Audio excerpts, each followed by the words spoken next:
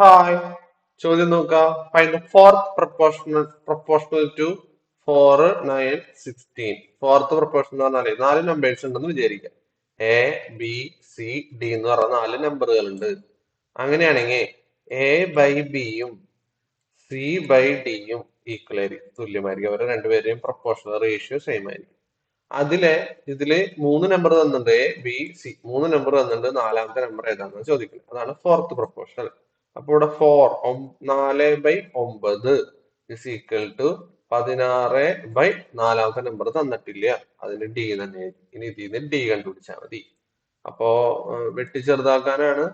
9 ഇങ്ങോട്ട് കൊണ്ടുപോവാ, 4 ഇങ്ങോട്ട് വരുമ്പോ താഴെ വരും. ഞാൻ ഇവിടെ നിന്ന് വെട്ടാണ്. 4 16 4 വട്ടം പോയി. ഡീനെ ഇങ്ങോട്ട് കൊണ്ടുവന്നു. അപ്പൊ 9 × 4 എന്ന് പറഞ്ഞത് 36. Equal to D. ഡി സമം 36.